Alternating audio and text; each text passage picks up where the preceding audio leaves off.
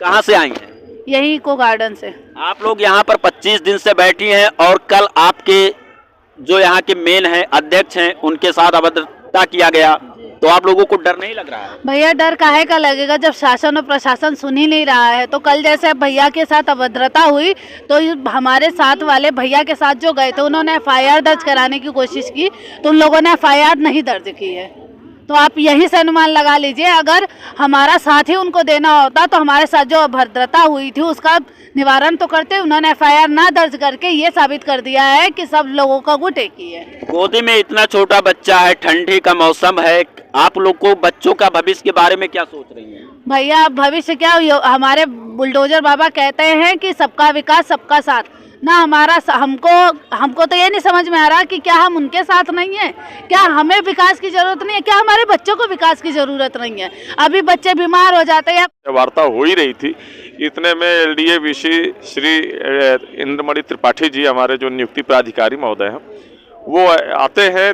मुश्किल से 7 मिनट ही ऐसी वार्ता हुई है और किसी तरह का कोई अभद्र व्यवहार नहीं हमारी टीम के द्वारा किया गया। बढ़िया सुचारू पूर्वक वार्ता हो रही थी, जिसका पूर्व का वीडियो भी अपलोड है हमारे पास, कोई दिक्कत नहीं उसमें। लेकिन जब बीसी साहब जैसे ही आते हैं तो उसमें तुरंत उतरते ही भीड़ को देखते हैं और वो ये कहते हैं कि इनको सबको सालों को पकड़ करके बंद करो, थाने ले जा करके इन पर लठ चलवाओ। प्रदेश के मुख्यमंत्री महोदय की आपके बीसी का क्या व्यवहार है, जैसा कि इनका जो आरोप है, किस तरीके से मां बहन का भी गाली देते हैं, जात सूचक शब्दों का भी प्रयोग करते हैं और यहां तक जान से मार देने की धमकी भी देते हैं, जबकि एलडीए विभाग जो है आपसे संबंधित है।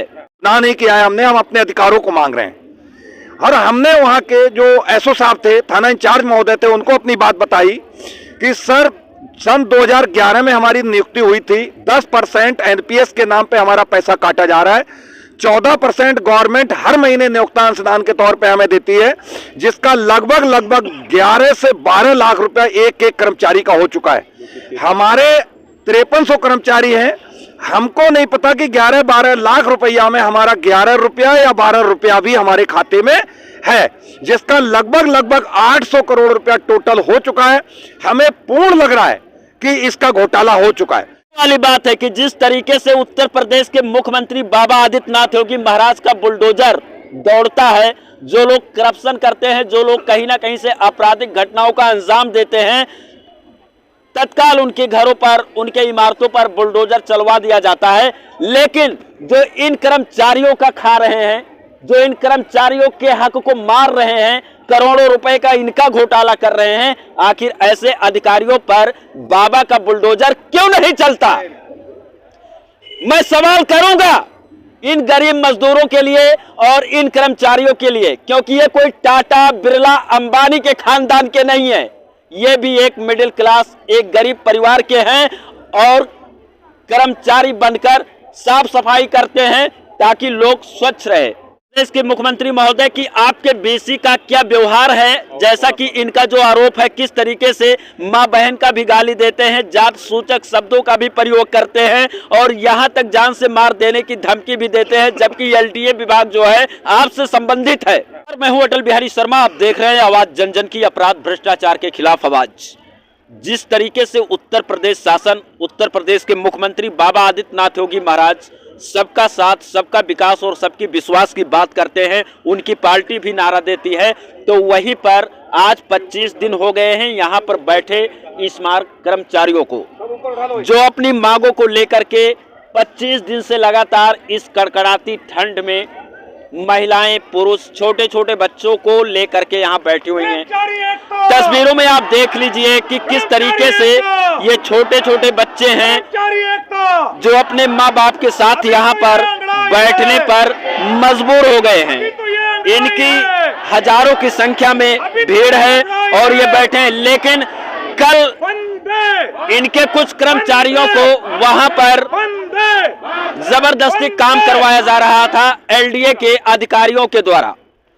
जब यहाँ के अध्यक्ष को पता चला कि हमारे कर्मचारियों को जबरदस्ती काम करवाया जा रहा है, तो यहाँ से ये पहुंचे सच्चाई के हल जानने के लिए, लेकिन वहां पर इनके साथ अभद्र व्यवहार किया गया प्रशासन द्वारा और इनको थाने में बैठा भी लिया गया, मारपीट भी किया गया, जैसा कि इनका आरोप है।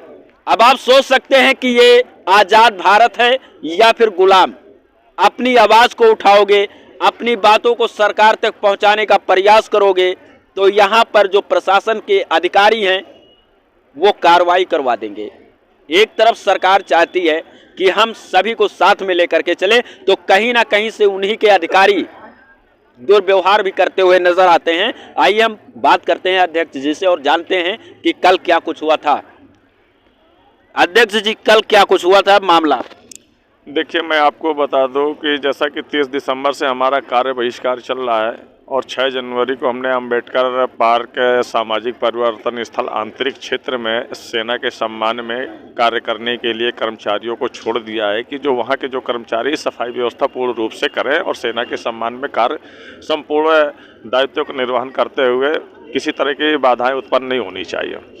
बाह्य क्षेत्र, जो अंबेडकर का जो बाह्य क्षेत्र है, वहाँ पर कुछ कर्मचारियों को लगभग 300 से 400 कर्मचारी थे, जहाँ पर प्रबंधक प्रशासन, जो नए नियुक्त प्रबंधक प्रशासन महोदय है, उनके प्राइवेट बाउंसर और भावना सिंह के द्वारा जो है प्राइवेट बाउंसर वहाँ पर करीब 25-30 लोगों के संख्या बल में थे और डंडे के बल पर कर्मचारियों के ऊपर दबाव दिया जा रहा था कि आप लोगों को झाड़ू पोछा करना पड़ेगा। जिसकी सूचना मिलने पर मैं यहाँ से गया, अपनी टीम के साथ गया, लेकिन वहाँ जाते ही जो है प्रबंधक प्रशासन और उनके बाउंसर वहाँ से निकल लिए। हमने उनको बताया भी कि सर मैं आपसे 2 मिनट बात करना चाहूँगा जिससे कर्मचारियों में किसी तरह की असुविधा न हो। उसके बाद वो गौतम पल्ली का जो चटोरी गली क्षेत्र पड़ जाता है, वही बाह्य क्षेत्र के बगल में ही है। जानकारी प्राप्त हुई कि प्रबंधक प्रशासन महोदय वहाँ पर है। हम लोग वहाँ, हमारी टीम वहाँ पे गई। हम लोग सुचारू पूर्वक हमारे हंसते मुस्कुराते हुए उनसे प्रशासन महोदय जी से वार्ता हो ही रही थी। इतने में एलडीए वीसी श्री इंद्रमणि त्रिपाठी जी, हमारे जो नियुक्ति प्राधिकारी महोदय हैं, वो आते हैं। मुश्किल से 7 मिनट ही ऐसी वार्ता हुई है और किसी तरह का कोई अभद्र व्यवहार नहीं हमारी टीम के द्वारा किया गया। बढ़िया सुचारू पूर्वक वार्ता हो रही थी, जिसका पूर्व का वीडियो भी अपलोड है हमारे पास, कोई दिक्कत नहीं उसमें। लेकिन जब बीसी साहब जैसे ही आते हैं तो उसमें तुरंत उतरते ही भीड़ को देखते हैं और वो ये कहते हैं कि इनको सबको, सालों को पकड़ करके बंद करो, थाने ले जा करके इन पर लट्ठ चलवाओ। और उसके बाद वो, शायद मुझे बाई फेस नहीं जानते हैं, मेरा नाम कौशल किशोर आदित्य है, वो किसी से पूछते पूछते भागते हुए आ रहा है, कौशल किशोर आदित्य कौन है, कौशल किशोर आदित्य कौन है। हम अपनी गाड़ी में बैठे थे और हम निकल रहे थे वहाँ से, लेकिन जब हमारे पास आकर के खड़े हो गए, आकर के पूछा कौशल किशोर आदित्य कौन है, हमने कहा सर हम हैं, सर प्रणाम। उन्होंने सीधा हमारे गले बांध में हाथ डाल दिया, 2-3 हमको घूंसे भी मारे, माँ बहन की हमको गालियाँ दी और ये भी कहा, जात सूचक शब्दों का भी प्रयोग किया कि ये चमार, पासी, भंगी, खटिक, कोरी साले पता नहीं कैसे स्मारक समिति में नियुक्त हो गए हैं। और माँ बहन की गालियों के साथ साथ जान से मारने की धमकी भी दी हमको कि ये धरना प्रदर्शन खत्म कर दो, नहीं तुमको जान से मरवा दूंगा, तुम्हारी गुंडाई तुम्हारी गांड में घुसेड़ दूंगा। इस तरीके के शब्दों का प्रयोग किया। मेरे परिवार को भी जान से मारने की धमकी दी और धरना प्रदर्शन खत्म करने के लिए कहा। मुझे ऐसा प्रतीत हो रहा है कि जो वेतन से हमारी 10% की कटौती हुई है, लगभग 2023 तक में 800 करोड़ का समथिंग मामला है, वो ऐसा लग रहा है घोटाला हो चुका है, जिसको आवाज दबाने का काम किया जा रहा है। तो आप देख लीजिए उत्तर प्रदेश के मुख्यमंत्री महोदय की आपके बीसी का क्या व्यवहार है, जैसा कि इनका जो आरोप है, किस तरीके से माँ बहन का भी गाली देते हैं, जात सूचक शब्दों का भी प्रयोग करते हैं और यहाँ तक जान से मार देने की धमकी भी देते हैं, जबकि एलडीए विभाग जो है आपसे संबंधित है। और यहाँ तक कि इनका यह भी कहना है कि करोड़ों रुपए का जो घोटाला हुआ है उसको कहीं ना कहीं से दबा देने के लिए बीसी महोदय इस तरह से बर्ताव करते हैं। अब आप सोचिए मुख्यमंत्री जी कि ये आने वाले समय में इसका खामियाजा आपको किस तरीके से भुगतना पड़ेगा, ये हम नहीं कह सकते, बल्कि इनके नेतृत्व में यहाँ पर सैकड़ों नहीं हजारों की संख्या में लोग हैं। जब ये लोग आपको जवाब देंगे तब आपका प्रशासन और आपके नेता क्या करेंगे। तो आपको जब जात सूचक शब्दों का इन्होंने गाली दिया, आपसे मारपीट किए, तो आपने इसका विरोध और आपके साथ के जो लोग थे विरोध किए या नहीं किए? हमारे साथ के लोग थोड़ा सा जो है बीसी साहब के डर की वजह से दूर भाग गए थे। उस कंडीशन में क्या हुआ कि जो बीसी साहब के एलडीए के जो प्राइवेट बाउंसर हैं, जो डंडा लेकर के वहाँ खड़े थे, उन लोगों ने हमें 2-3 डंडे भी दिए, घुचियाया भी। और जो प्रबंधक प्रशासन महोदय की जो प्राइवेट गाड़ी स्कॉर्पियो, उस गाड़ी में जबरदस्ती डाल करके हमको गोमती नगर थाने लेकर के गए, जबकि गौतम जो चटोरी गली है वो चटोरी गली थाना क्षेत्रगत गौतम पल्ली के अंतर्गत आता है, जो कि नियम विरुद्ध है। हमको जो है गोमती नगर थाने लेकर के गए लोग, और वहाँ हमको मामला गौतम पल्ली थाने का, और आपको लेकर के जाया गया गोमती नगर थाने लेकर के गए, और वहाँ भी पुलिस बल के द्वारा दबाव बस जो हमसे फॉर्म 41A पर जबरन साइन करवाया गया हमको, और सारा दिन हमको वहाँ पर बैठाल करके रखे। जब हमारे ये मित्र लोग वहाँ पहुँचे हैं तब जाकर के मामला रफा दफा हुआ है। जब आप बाद में वहाँ पे पहुँचे तो आप लोगों को क्या जानकारी मिली कि BC द्वारा जिस तरीके से बता रहे हैं कि अभद्रता किया गया, मारपीट किया गया, गाली गलौज किया गया? जब मैं यहाँ था, मैं धरना स्थल पे था, मुझे पता लगा कि हमारे BC साहब महोदय ने चटोरी गली से हमारे आदित्य भाई जो इस धरने का नेतृत्व कर रहे हैं, उनको जबरन अभद्र भाषा का प्रयोग करते हुए और पुलिस बल की सहारे डंडा लाठी से नहीं ले गए। पुलिस बल नहीं, उनकी पर्सनल प्राइवेट जो रिटायरमेंट सैनिक थे कुछ, उनको एक्वायर किया उनने, उनके बल पे इनको जबरदस्ती गाड़ी में बिठा के और गोमती नगर थाने में ले जाया गया। तो जब मैं यहां से पहुंचा तो आदित्य भाई को अंदर हवालात में बंद कर रखा था। हमारे कर्मचारी लोग वहां थे, इनको छोड़ने के लिए तैयार वो नहीं थे।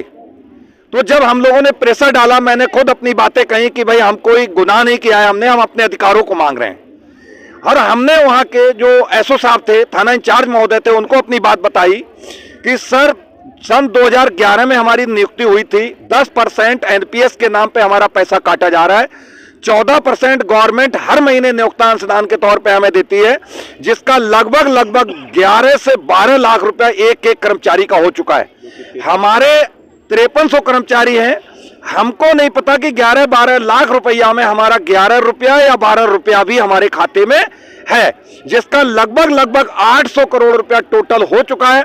हमें पूर्ण लग रहा है कि इसका घोटाला हो चुका है। इससे पूर्व में भी 10 करोड़ 76 लाख रुपए का घोटाला, बैंक की मिलीभगत, हमारे स्मारक कर्मचारियों के, स्मारक कर्मियों के उच्च अधिकारी, जिसमें वित्त प्रबंधक और असिस्टेंट वित्त प्रबंधक AO विजय सिंह का अहम भूमिका है, जिसमें 3-4 आदमी जेल भी गए थे और वो जेल से छूट के फिर आ गए। हमें फिर खतरा पैदा है कि ये 800 करोड़ रुपया हमारा भेंट चढ़ चुका है। तो सोचने वाली बात है कि जिस तरीके से उत्तर प्रदेश के मुख्यमंत्री बाबा आदित्यनाथ योगी महाराज का बुलडोजर दौड़ता है, जो लोग करप्शन करते हैं, जो लोग कहीं ना कहीं से आपराधिक घटनाओं का अंजाम देते हैं, तत्काल उनके घरों पर, उनके इमारतों पर बुलडोजर चलवा दिया जाता है। लेकिन जो इन कर्मचारियों का खा रहे हैं, जो इन कर्मचारियों के हक को मार रहे हैं, करोड़ों रुपए का इनका घोटाला कर रहे हैं, आखिर ऐसे अधिकारियों पर बाबा का बुलडोजर क्यों नहीं चलता? मैं सवाल करूंगा इन गरीब मजदूरों के लिए और इन कर्मचारियों के लिए, क्योंकि ये कोई टाटा, बिरला, अंबानी के खानदान के नहीं है। ये भी एक मिडिल क्लास, एक गरीब परिवार के हैं और कर्मचारी बनकर साफ सफाई करते हैं ताकि लोग स्वच्छ रहे, और इनका हक खाते हैं। आप देख सकते हैं कि जरा दिखाइए, ये बच्चे हैं, इतने छोटे छोटे बच्चे हैं, किस तरीके से यहाँ पे ये बैठे हुए हैं। और आप देख सकते हैं कि यहाँ पर ये इन बच्चों के भविष्य के लिए सरकार को भी सोचना चाहिए और जो प्रशासनिक अधिकारी हैं उनको भी सोचना चाहिए। क्या नाम है आपका? प्रेरणा। कहाँ से आई हैं? यही को गार्डन से। आप लोग यहाँ पर 25 दिन से बैठी हैं और कल आपके जो यहाँ के मेन हैं, अध्यक्ष हैं, उनके साथ अभद्रता किया गया, तो आप लोगों को डर नहीं लग रहा है? भैया डर काहे का लगेगा जब शासन और प्रशासन सुन ही नहीं रहा है। तो कल जैसे भैया के साथ अभद्रता हुई तो हमारे साथ वाले भैया के साथ जो गए थे उन्होंने FIR दर्ज कराने की कोशिश की, तो उन लोगों ने FIR नहीं दर्ज की है। तो आप यहीं से अनुमान लगा लीजिए, अगर हमारा साथ ही उनको देना होता तो हमारे साथ जो अभद्रता हुई थी उसका निवारण तो करते। उन्होंने FIR ना दर्ज करके ये साबित कर दिया है कि सब लोगों का गुट एक ही है। गोदी में इतना छोटा बच्चा है, ठंडी का मौसम है, आप लोग को बच्चों का भविष्य के बारे में क्या सोच रही हैं? भैया भविष्य क्या, हमारे बुलडोजर बाबा कहते हैं कि सबका विकास सबका साथ ना, हमारा हमको तो ये नहीं समझ में आ रहा कि क्या हम उनके साथ नहीं है, क्या हमें विकास की जरूरत नहीं है, क्या हमारे बच्चों को विकास की जरूरत नहीं है। अभी बच्चे बीमार हो जाते हैं या कुछ हो जाता है तो हम कहाँ ले जाएं? हम योगी बाबा से यही निवेदन करना चाहते हैं कि हम लोगों को भी अपने साथ और अपने विकास की अनुमति दें। देखिए ये महिला है और इनका कहने का मतलब है कि मुझे बाबा पर भरोसा है, वो हमारी बातों को सुनेंगे और जो हमारा हक मारा जा रहा है उसको दिलवाने में कहीं ना कहीं से हमारी मदद करेंगे। आइए 2-4 महिलाएं और हम इनसे भी बात करेंगे और पूछेंगे। क्या नाम है आपका माता जी? हमारा नाम हाजरा बेगम। आप कहाँ से आई हैं? फतेहपुर जिला से। फतेहपुर से। कितने दिनों से आप यहाँ बैठी हैं? 25 दिन हो गए। 25 दिनों से बैठी हैं, अभी तक आप उन लोगों का कोई सुनवाई नहीं हुआ? नहीं, कोई सुनवाई नहीं हुई। 25 हमारी जो मांग है, मांग के लिए बैठे हैं कि हमारा हक मिल जाए और हमारा हक मिल जाए तो हम चले जाएं यहाँ से। हमारा हक मिल जाए तो हम चले जाएं। क्या नाम है आपका? मधु। कितने दिनों से बैठी हैं? 25 दिन हो गए। 25 दिन हो गए, अभी तक कोई आपसे शासन देते रहते, कुछ होता नहीं है। क्या नाम है आपका? कहाँ से आई हैं? आजमगढ़। आजमगढ़ से। आपकी सुनवाई अभी तक सरकार के कानों तक बात पहुंची नहीं हो पाई? नहीं हो पाई। हम लोग 25 दिन से यहाँ बैठे, अभी तक कोई सुनवाई नहीं हुई। पहुँचती तो हम लोग चारों तरफ कैमरे का रुख करिए और दिखाइए कि यहाँ पर कितने लोग हैं और कहीं ना कहीं से इन लोगों का हक मारा गया है, कहीं ना कहीं से ये लोग परेशान हैं। इसलिए इस ठंड के मौसम में छोटे छोटे बच्चों को लेकर के महिलाएं और पुरुष यहाँ पर बैठने पर मजबूर हैं।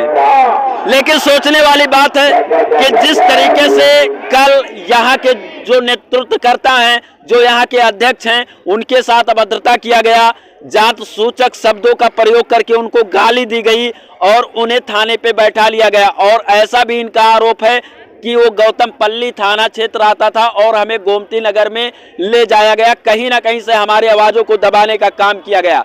बाकी आप क्या सोचते हैं, इनके लिए कमेंट करके जरूर बताइएगा और वीडियो को अधिक से अधिक संख्या में शेयर कीजिएगा ताकि इन बच्चों का भविष्य, इन महिलाओं का भविष्य और यहाँ पर जितने नौजवान हैं इनका भी भविष्य। मैं जानता हूँ कि मैं खुलकर बोल रहा हूँ, इन लोगों के आवाज बन रहा हूँ, तो हो सकता है कि कल हमारे भी ऊपर कार्रवाई हो जाए, लेकिन मुझे कोई फर्क नहीं पड़ता। इसलिए नहीं पड़ता कि मैं अपने देश के लिए और अपने समाज के लिए और अपने देश के जनता के लिए सेवा करता हूं।